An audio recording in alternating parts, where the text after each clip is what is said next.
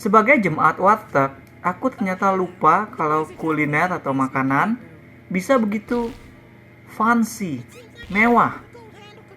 Bukan sekedar estetik untuk dipajang di Instagram, melainkan mewah dari konsep penyajian, pembuatan, dan cara menikmatinya. Kalau dilihat-lihat, ya seperti film juga, ada yang artsy-nya gitu makanan. Malahan, saat nonton The Menu karya Mark Millard ini, aku sempat kepikiran bahwa mestinya seorang sutradara film haruslah seperti chef di film ini. Apapun yang mereka sajikan haruslah punya konsep dan makna yang jelas dan terarah. Jika menu-menu masakan bisa dirangkai menjadi satu pesan storytelling, tentunya film juga bisa dan harus dibegitukan. Tapi ternyata bukan soal harus fancy seperti itu saja yang diingatkan oleh film The Menu. Film ini mengulik dengan lebih dalam, sehingga pada akhirnya dicuatkan pertanyaan ultimate, yaitu apakah menjaga kemurnian kultur kuliner dan mungkin juga sinema memang harus lewat seni yang mewah seperti ini? Tidakkah itu akan membuatnya jadi pretensius? Apakah tidak cukup hanya dengan sekedar menikmatinya saja? Bagaimana dengan kita? Apakah kita benar-benar seorang penikmat seni atau kita hanya menikmati ide bahwa film yang mewah atau makanan yang mewah dan bahwa kita adalah bagian dari kelompok elit yang mengerti akan kemewahan tersebut?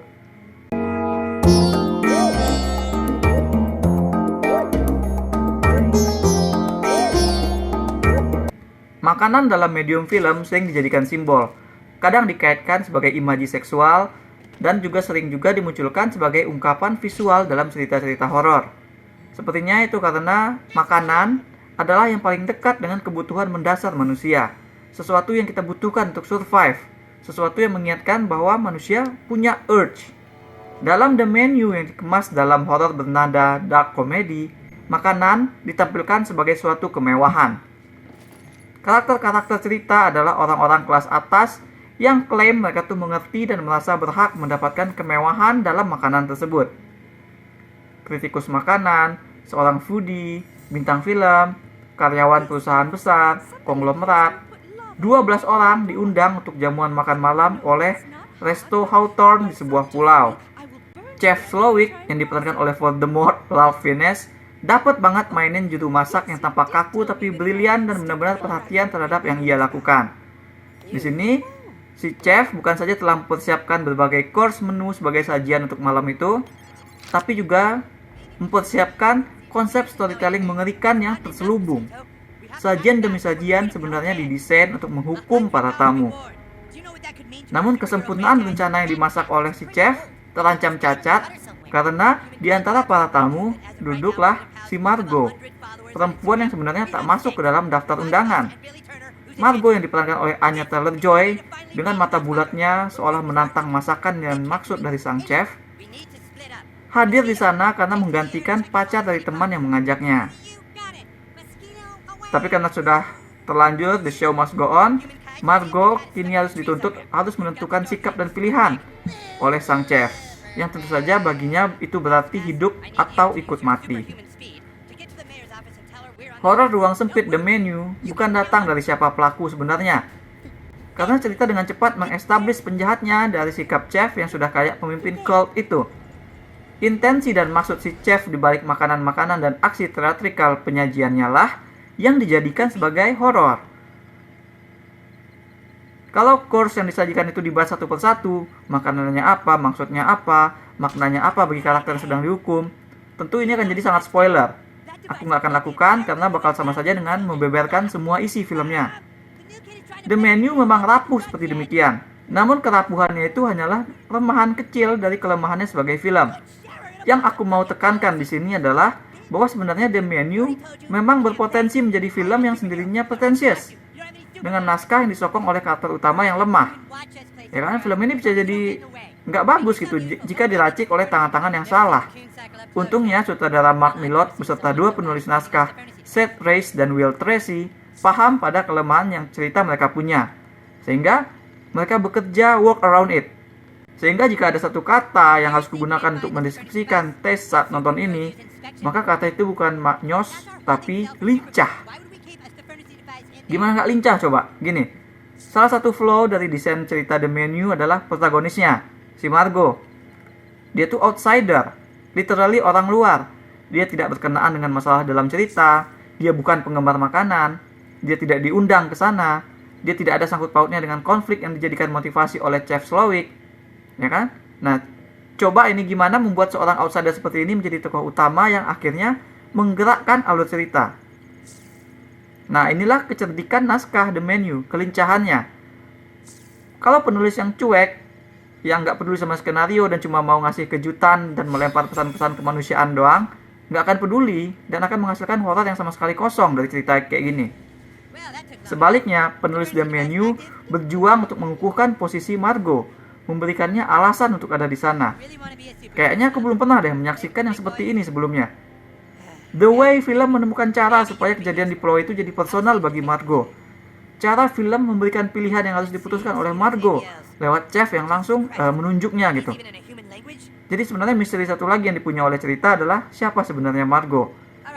Tapi revealing yang dilakukan oleh film ini terhadap karakter utamanya tersebut bukannya membuat kita semakin jauh dari si karakter, melainkan justru jadi semakin dekat. Margot perlahan menjadi semakin grounded dan relatable. Penulisannya ini, kalau mau pakai istilah makanan lagi ya, aku katakan dia benar-benar sebuah chef kiss banget penulisannya. Gagasan yang diusung pun lantas masuk lewat pembahasan si Margot, lewat persamaan dia dengan si Chef, lewat perbedaan Margot dengan karakter-karakter lain, termasuk dengan Tyler, cowok yang actually mengundang dia ke sana in the first place. Nah, untuk gampangnya, kita akan ibaratkan si Margot sebagai penonton di sebuah pemutaran film. Namun si Margot ini cuma penonton kasual. Dia bukan cinephile, bukan kritikus, bukan seniman. Si Margot nggak peduli sama color grading, rasio, estetik, sinematografi, atau bahkan dengan tema filmnya. Dia cuma ada untuk nonton gitu. Sementara yang lain tuh sok ngerti gitu, sok berfafifuwes-wes dengan segala hal, kecuali dengan isi filmnya sendiri. Nah, Margot sebaliknya tidak merasa, dia tuh tidak dapat menikmati film ini gitu. Cuma Margot yang tidak menikmati hidangan yang disuguhkan Chef. Karena ibarat kita yang nonton ke bioskop untuk melihat film, Margot ada di sana untuk makan-makan gitu kan. Sedangkan si Chef, dia ini menyuguhkan sesuatu yang lebih kompleks karena tuntutan dari kelas elitis yang ingin menikmati. Bukan maksakannya, tapi menikmati. Mereka tuh ada di sana untuk sesuatu yang spesial. Menonton si kritikus makanan yang tampak lebih enjoy mengkritik dan mencari kata-kata untuk menulis ulasan alih-alih tertarik sama makanan di piring itu sendiri, aku ya ngerasa tersentil juga sebenarnya. Jadi kepikiran apakah aku juga telah seperti itu saat menonton film, asik berkutat nyari ide untuk ulasan saja gitu kan, ketimbang menikmati isi filmnya. Semoga tidak. Terus juga menyaksikan para konglomerat dan para golongan kelas atas di film ini, mereka lebih peduli sama gambar yang ada di atas roti yang menampilkan kelakuan mereka ketimbang menikmati rotinya itu sendiri. Ini membuatku teringat sama pejabat-pejabat di pemutaran atau festival film yang lebih heboh sama citra dan waktu mereka tampil di kata sambutan daripada peduli sama film yang diputar. Yang paling amit-amit adalah ya jangan sampai kita jadi cinephile seperti foodie dalam film ini. Jadi dalam salah satu course disajikan ke hadapan mereka itu roti, tapi tanpa roti. Jadi cuma piring kosong dengan topping-topping. Nah, si karakter foodie di film ini tuh dengan soknya mengatakan bahwa itu tuh sajian yang paling lucu dan paling keren yang pernah dia lihat. Cuma Margot yang tampak tersinggung disajikan makanan yang nggak ada makanannya kayak gitu. Nah itulah, jangan sampai kita atas nama menjaga kemurnian makanan, sinema atau apapun menjadi pretensius seperti karakter-karakter di film ini yang telah menodai bisnis kuliner dengan kepentingan untuk memuaskan ego, merasa paling elit, merasa paling jago, paling nyeni, segala macam. Sehingga saat dikasih makanan yang nggak ada makanannya pun mereka senang-senang aja gitu kan.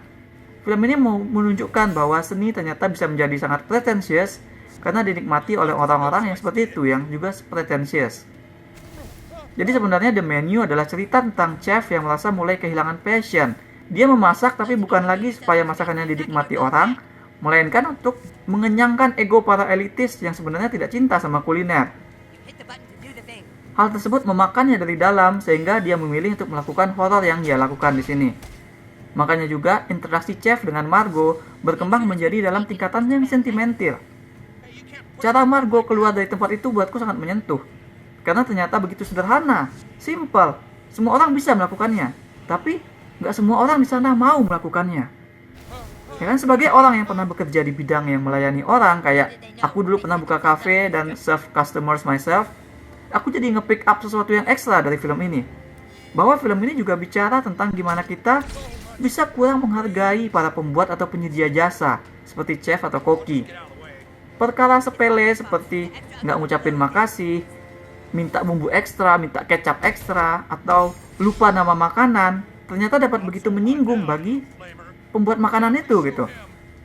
Dan dari film ini juga aku baru tahu kalau ternyata mau moto makanan aja sebenarnya itu perlu izin atau konsen dulu dari pembuatnya. Karena semuanya itu ya kembali ke soal respect terhadap sesama dan kepedulian atas orang lain di atas diri kita sendiri. Dengan motivasi penggerak berasal dari penjahat, dengan kejadian dan karakter yang diset untuk memenuhi suatu gagasan, sehingga dark comedy jadi digunakan untuk menutup tingkah nggak make sense dari karakternya. Seperti yang aku bilang tadi, film ini berangkat dari resep yang kemungkinan gagalnya tuh gede sebenarnya.